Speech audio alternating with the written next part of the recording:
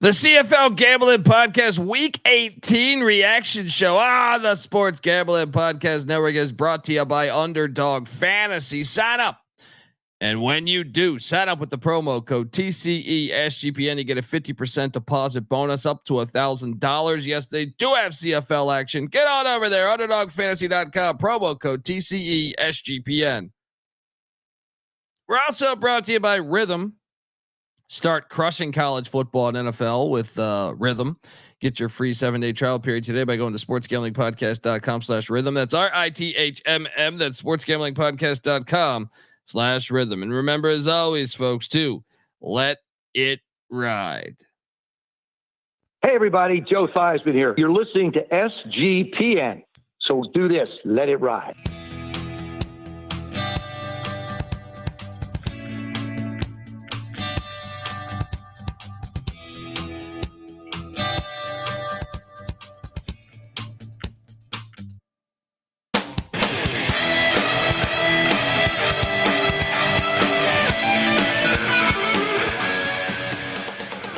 Whoa, wrong song.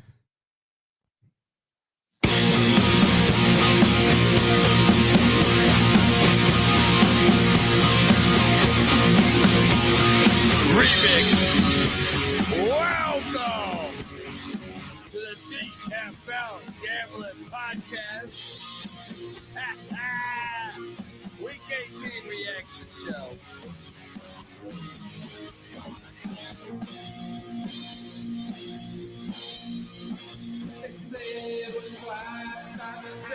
CFL is awesome. Yeah. Folks, youtube.com/ just type in CFL Gambling Podcast. I can never remember the exact address. But it's out there in the universe. Check it all out. We're also on Twitter at CFL Gambling Pod. And apologies for the wrong song. Sometimes you just got to shake it up. Haven't had the morning cup of Joe yet. All right. And I'm just been packing stuff. I'm in the middle of a move, so it's like, it's chaotic times over here with old Dundee. If you're wondering who the hell you're listening to, yes, my name is Colby Swinging Database Dan, aka Pick Dundee. That's not a pick. This is a pick. He was raised in the land down under, where a man thinks on his feet, speaks with his fists, and lives by his wits. When Dundee happened, he was a superstar. I'm probably drinking too much and celebrating too much and not sleeping. Would have killed a normal man, but no, that's gone. The medical advice I got from that was like being hit by lightning. Pretend it never happened and get on with your life. Well, when it comes to last week, and I tend to pretend it like it never happened, because I did not have a good week. Well, DFS I did. DFS I did make some money. But besides that, picks were a little stale. I am joined by my co-host. He is the host of the Old Fashioned Football Podcast and the UFL Gambling Podcast. Some know him as Justin Mark. I know him as No Turn J Mark. How are you, brother? Doing good. Nobody's going to blame DJ Dundee for mixing the music up a little bit, doing a little remix over there. I know you're just trying to keep us on our toes. Yeah, I mean, I have a lot of different music we could play here that I think could really spice up the show the more I think about it. Especially when the huge tits parlays aren't hitting, But we're 18 weeks into the CFL. This weekend's actually, we complained about only the 3-game setup. And I was a little surprised by these outcomes. I did see PJ Walker was signed by the Stampeders today. Interesting. A little late. Yeah, I agree. And isn't he a little, as you would say, long in the tooth? I mean, that's a guy that went from the XFL to the NFL, now the CFL, making his tour of the football league. So good for him, I guess. But yeah, it is a little bit late for them. There is one playoff spot left, but they do not have a chance of getting it. So. Yeah. So they got eliminated, and same with the Edmonton Eskimos. Yeah.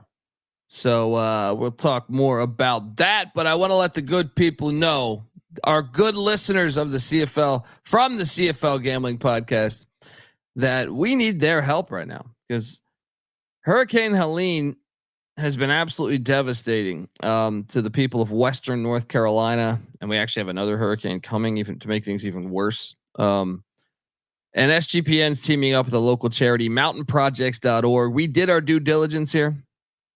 Your money, this because you see so many times on what are some of those shows called? I don't even know, like 60 Minutes or something. It's like they thought they were donating to you know, a charity to help children, but really, the CEO in Manhattan was having $1,000 lunches. But it's a thing. You know what I mean? Like, this is historically, you have to be concerned about where your money's going. If you want to help out people. I also understand that you could say, well, you pay for the feel of helping somebody out. As long as you think you're helping somebody out. Well, no, but we wanted to go all the way and make sure that we actually would be helping somebody out. And that's why we got in touch. It took us a little bit, couple days there to figure out where we could call home, but mountainprojects.org is home. So please, it's a local charity. Their heart's in the right place. Their money will go, they're going to be helping people. You don't have to worry about, 3% of your dollar actually helping people, and 97% helping the CEO. And look, the biggest donation will get a guest spot on the College Football Pick Show, on Sports Gambling Podcast, a ton of SGPN gear. Go to mountainprojects.org and please, if you can, help, hit that flood support. These are our people. You know what I mean? These are fellow Americans that, to me, this is our job. This is what we're supposed to do. This is like even more so than anything, like what I would just expect. Like if this was us, if this was me or J Mark, and our neighborhoods or wherever we resided or families resided got hit by something, I would expect, and I would hope that my country would have my back. And this is our opportunity to show that these are good people that lost their homes, their houses, their jobs, family members, sometimes pets. They've been absolutely, their lives have been absolutely, turned upside down. So please, if you can, let's help out. Even if it's, maybe you don't have the money for the biggest donation. That's fair. But if you could just throw $5-10, all that stuff adds up. So please, if you can, hit flood support, mountainprojects.org. Let's help some people out. It's our responsibility. It really is. It's our responsibility. Let's do that. All right, we are back on the CFL Gambling Podcast. J Mark, 3 games, 3 games wrong by Dundee. Felt great to be 1,000%. If you faded me, you made money. Well, I got some totals right though. But thoughts on week 18? Yeah, no, I thought some of the games were good. The best game, and we'll get into it, I'm sure, was Edmonton, Saskatchewan. I did not expect that one to be the most entertaining game. I have some thoughts about BC as well to throw in, but I'll save them. And like we said, the unfortunate part of it is the outcome of this week is 5 playoff spots were wrapped up. Was hoping the drama would continue a little bit longer, but we got one left for Toronto and Hamilton to basically battle it out for. Toronto has a lead on that, but it makes for better football, I feel like, when you don't have the playoff spots all wrapped up. Agreed. I was hoping it'd be a little, carried on. But extend the drama. Yeah, exactly. They should start an expansion team and call them the Dramas, right? Be just as horrible as the fucking Brahmas. All right. In the UFL. Shout out to Nick Fortune in the chat. Appreciate you. He's already donated to the Mountain Projects already. Well, thank you, man. Like I said, this is our, and I can't emphasize that enough. To me, it's like, it just should be mandatory in a way. I mean, you should have the freedom always. I just think it should be mandatory in your brain to think, hey, let's help out our people. It's like, to me, you can do more with that than you can with casting a vote on November 5th. You know what I mean? Unless you're going locally and voting on your fucking trash or something being picked up, then I really think, you're in a much better spot helping out people and hoping that, that your money gets there. most of the places, doing some research, I feel like a few, yes, there's a couple that I think could be a little gray area. I tried to break down and understand, like, where's the money going? But I do think, a good chunk, their heart's in the right place. So get on over there. We obviously mountainprojects.org. Definitely their heart is in the right place there. And Nick Fortune asked if I'm rocking a Hulk Hogan mustache. I wish I could say I designed it after the Hulkster. This is just being lazy, which I'm sure Hulk Hogan's never been a day in his life. Damn it. All right. But yeah, I definitely am doing that. Let's get to it though, because Winnipeg, Hamilton, Bombers just put the squeeze on these Ticats, held them to just 279 yards of offense, the top offense in the league, might I add. 3 turnovers, and the Bombers cruise on into a 31-10 win. I was very wrong about this game. I don't know why Winnipeg looked like the 72 Dolphins, but they did. I thought they already clinched. I thought they relax a little bit, but no, 400 yards of offense, including 199 on the ground for the Bombers. All the difference with the way their defense was putting it on these Ticats. J-Mark, your thoughts? I told you they want that home field. That's important to Winnipeg. I thought this game started out pretty good. It looked like Hamilton was going to stick around and be feisty, and then I feel like Winnipeg just wore them down. They outlasted them. They wore them down. Hamilton looked tired. I mean, Brady Oliveira is running very, very well. He's punishing defenders, and that's just wearing the defenses down. And I think that's what happened with Hamilton here. They stuck in there for half, and then it just went to shit for them because they were tired. And I think that's what Winnipeg is going to continue to do to teams. They're physical on defense. They're running the ball well, and they're physical on offense. And that's why I'm sticking to the fact that this feels like this team is coming on at just the right time to win the Grey Cup. Yeah, I think you were definitely onto something there. They looked the part. The defense has been incredible, holding them to that little of yards. Mm-hmm. Very, very impressive stuff there. Yeah, I mean, we'll see if the Ticats can still get in. My future's somehow still magically alive. This has been almost flushed down the toilet 35 times this year.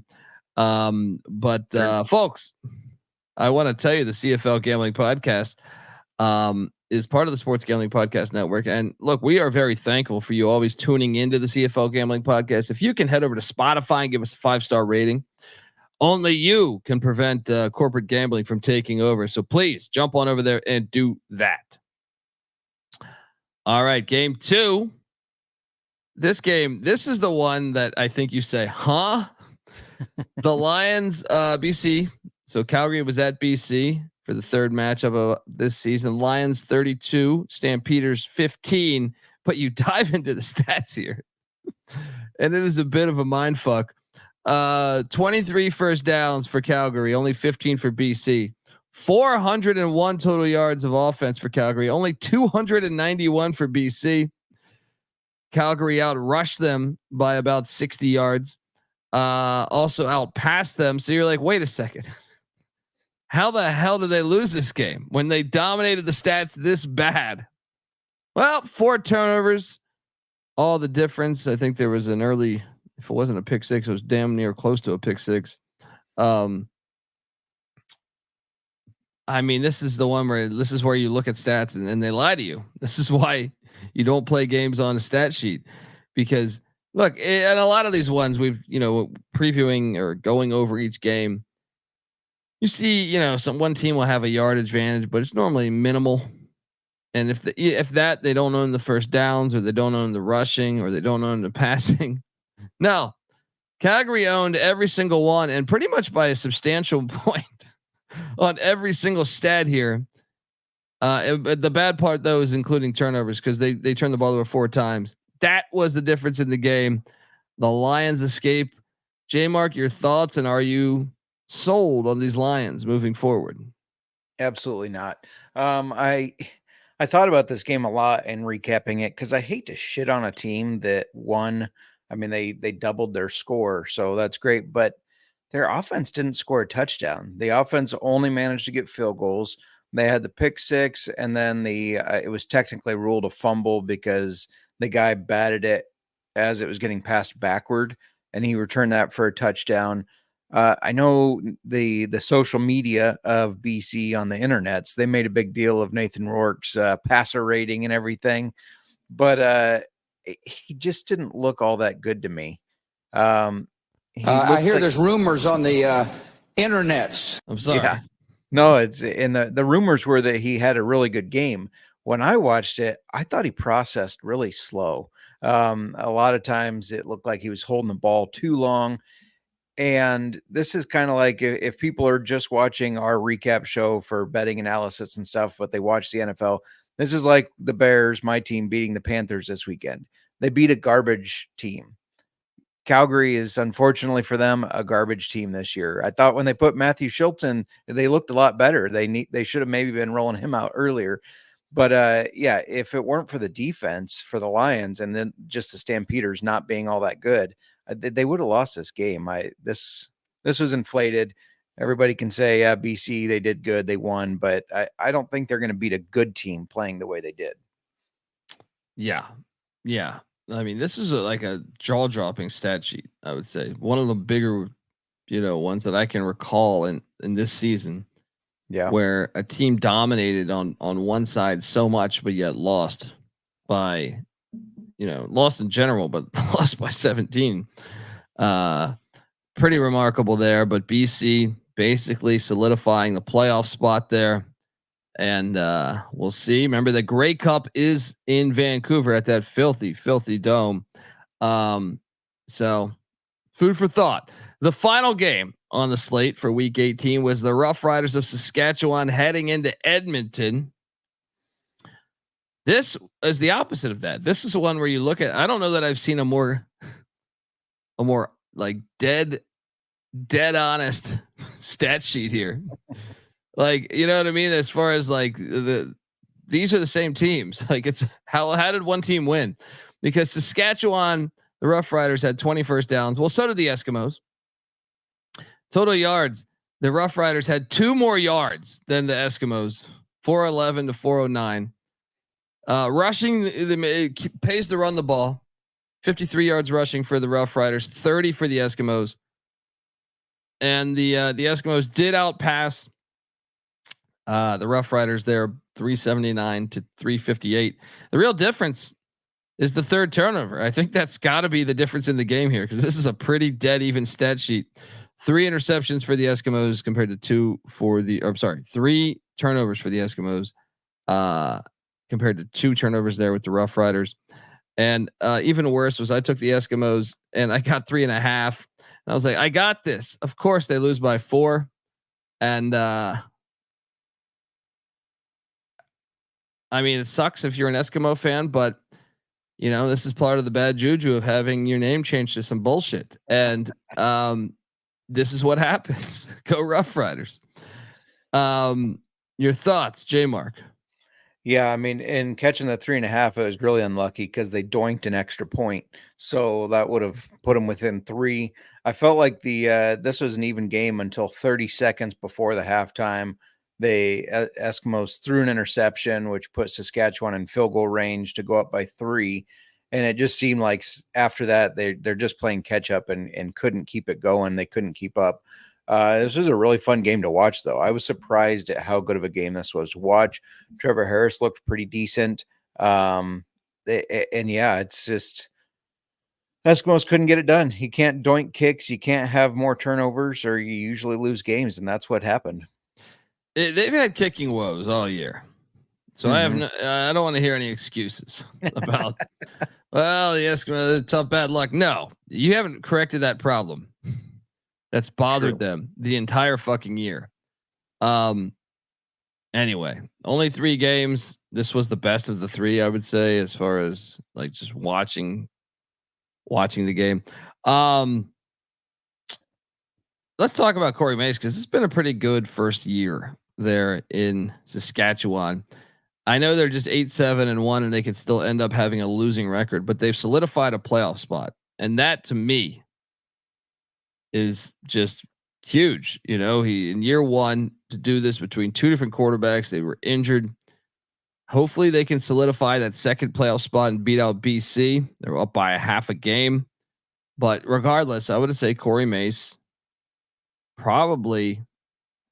I think in contention there for coach of the year. I know you could mention a couple others, but your thoughts on his first year there in Saskatchewan? Yeah, I mean, I think he's done a pretty decent job turning the organization around. My one concern is, wasn't this team? They were 4-1 at one point. Yeah. And then they just they were 5-1 after they beat Winnipeg, and then they just kind of really fell off, and it's been hard to get wins that since then. And they've been such close battles, and well, they were robbed by the league for one or two of those. But yeah, I get your point. But yeah, but you gotta put yourself in positions where it doesn't matter what the league does, that you're ahead enough that it doesn't matter. So that would be my one concern. However, I do think he has kind of turned the mindset and the mentality of that team and that locker room around and changing the culture, and that's important. Yeah, shout out to Drunken Irishman who made the trip. He goes, "What's up, boys? Canada is fucking lit." He cashed his Winnipeg -4 ticket. He's having Molson's. He's had, Crown Royals. He's just killing it up there. He walks into a bar and says, "Give me the Seagram 7. All right, put it on ice. All right, it's called a victory drink. All right, let's go." Drunken Irishman.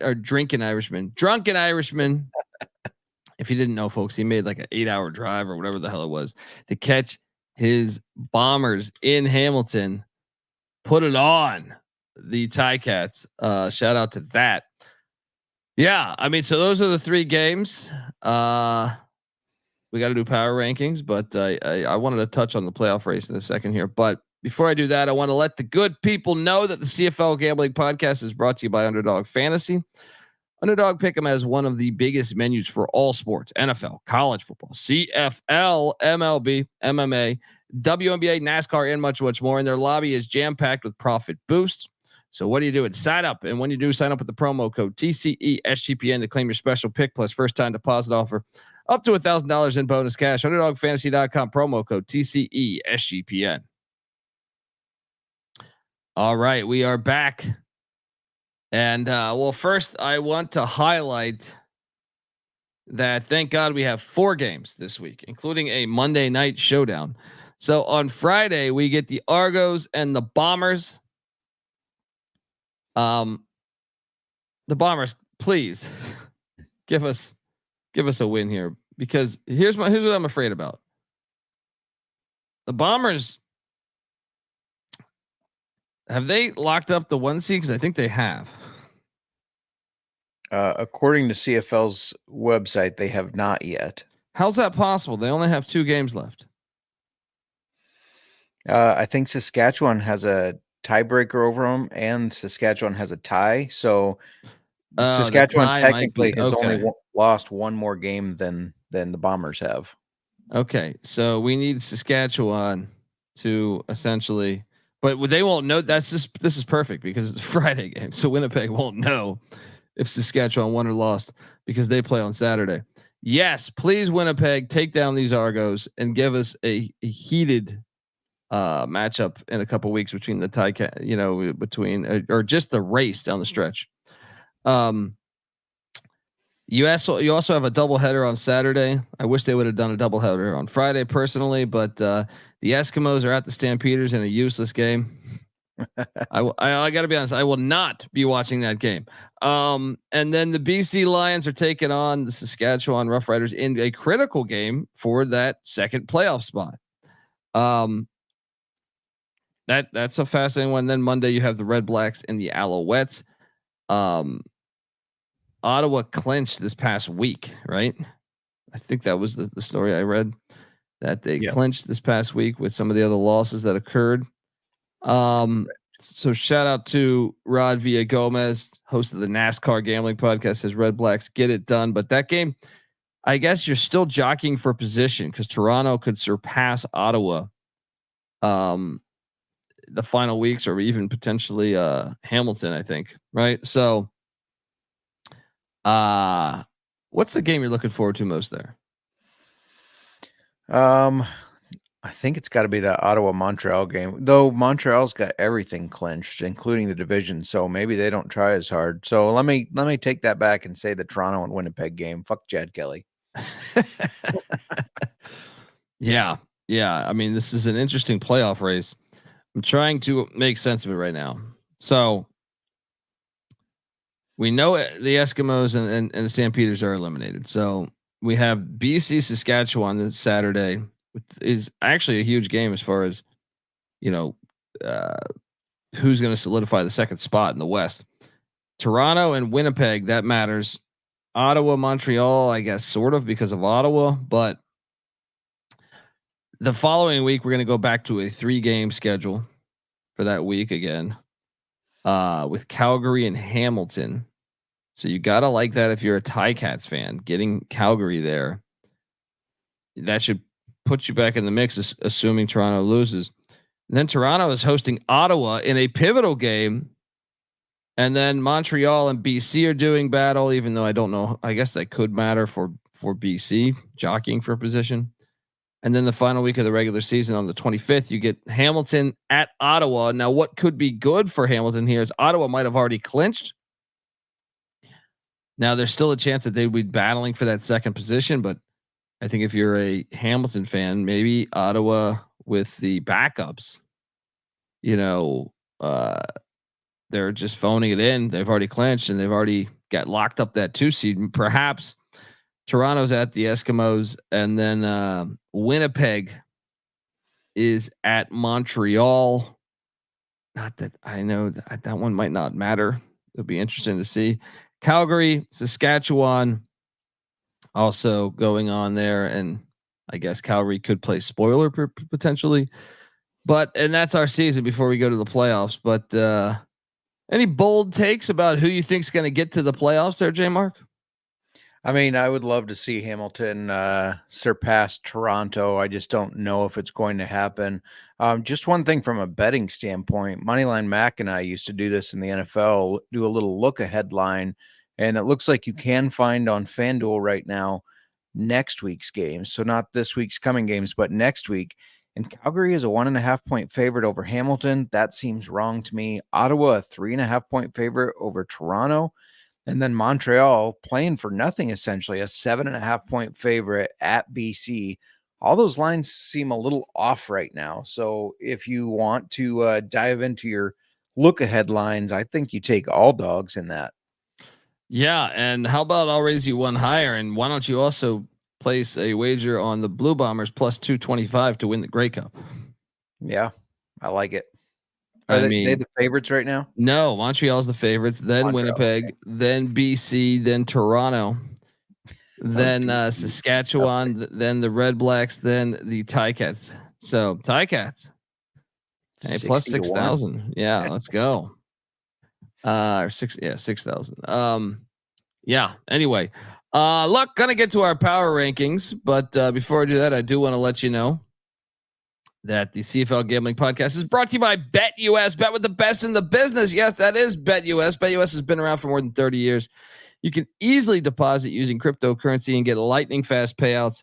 Sign up and deposit $100 and you get a chance to win a 1960 Ford Mustang. Woo! This is gone in 60 seconds here. You're driving around town in a 1960 Ford Mustang. If the vet gets the girls wet, I don't know what a 1960 Mustang does, but I guarantee you it brings in some tang. All right. I can tell you this. I like tonight. I am going, or no, tomorrow. I like Jacksonville State minus the points there. College football on a Wednesday. Use our link to sign up and get 125% deposit bonus on your first 3 deposits. What a great deal. I've never heard that on the first 3 deposits. Go to sportsgamblingpodcast.com/betus. The sportsgamblingpodcast.com/betus. Promo code SGPN so they know that we sent you. BetUS, America's favorite sports book. We're also brought to you by Rhythm, SGPN's proud partner. Rhythm is the #1 AI-powered sports betting platform. It helps provide bettors of all levels the ability to build custom predictive betting models in seconds and get predictions for betting on money lines, spreads, totals, props, all that good stuff. Look, you can copy one of the top performing models from the leaderboard. That's fair. Or you can build your own model and press build a model for me. And Rhythm will give you predictions for every game, every player prop. They also have a slew of stats, research, trend analysis to give you even more betting insight. Claim your free 7-day trial period today by going to sportsgamblingpodcast.com/rhythm. I like Coastal Carolina +10.5, I think it is, at JMU Thursday. That's sportsgamblingpodcast.com/rhythm. That's RITHMM. And remember, as always, folks, to let it ride. All right. We are back. And did your power rankings change really at all based on any games this weekend? No, not too much. Yeah. That was the downside of this is didn't really change much for me. At number 9, I have the Calgary Stampeders. Yeah, I mean that's where they belong. There's no justification for putting them anywhere else. Yeah. And at number 8, I have the Edmonton Eskimos. Yep, same. That's where they were last week, and they didn't do anything to with the loss. You can't move them up, so they stay there. Yeah, and now is where it potentially could get tricky there. At number 7, I still am going to go with the Saskatchewan Roughriders. If you watch that Edmonton Eskimos game, they were dead even. There's no like. I just think they're the 7th best team in this league, despite them, being in the mix for the playoffs here. So, or being in the playoffs essentially. Who do you got at 7? I actually have Ottawa here. Maybe a little unfair to put them that low, but just I don't know what the quarterback situation is like. Is Drew Brown healthy? And they've just kind of taken a step backward from where they were. So I still have Ottawa at 7. I would agree with you. They're my number 6. I just thought, watching Saskatchewan this week, I go, man, they're kind of dead even with the Eskimos, and I have the Eskimos at 8. Why should I? That was the only logic there. So I got the Red Blacks at 7. Who do you got at 7? Yeah, and I have Saskatchewan at 6. Ottawa at 7. Wait, so yeah. Did I fuck this up? Hang on. No, you had okay. Saskatchewan at 7, Ottawa at 6. I think that's how we were last week too. We just had these two flipped basically. And then I think we still had the top 2 flipped. But yeah, I got Saskatchewan at 6. I mean, they're doing all right, but they're not all that impressive anymore like they were at the beginning of the season. Yeah. So then at 5, I have the BC Lions. I have Hamilton here. And maybe I should have BC. That defense did play very well. And I just got done trashing Nathan Rourke as well when we did the recap. So I can make an argument for either of them. They're very even to me. Yeah. Yeah. Well, that's my number 4 is the Hamilton Ticats. Despite, that loss, I don't think you can really drop them that much from losing to Winnipeg. So yeah, agree. Yeah. So you have them at 4, right? I have BC at 4. Yeah. Yeah, that's what I mean. That's what I mean. Okay. Well, then it sets up. I have the Toronto Argonauts at 3. Same. Fuck Chad Kelly though. Yeah, and at number 2, I am switching. Ooh. I'm sorry. When you dominate that much, I have Montreal at 2. I am now this is the first time I think all year that I took Montreal off the number 1 spot. Yeah. I'm putting Winnipeg at 1. The way their defense is dominating, what they just did to the top offense in the league. Give me the Bombers at number 1. Solidifying home field is going to be so huge because they have a great fan base. And I think that's all the difference there. So they're the top team in the league right now to me. Yeah, no, I agree. And I just remembered I should drop Saskatchewan lower for using Shea Patterson as their short yardage quarterback. When in what life did you think that Shea Patterson would be the rushing quarterback. Yeah.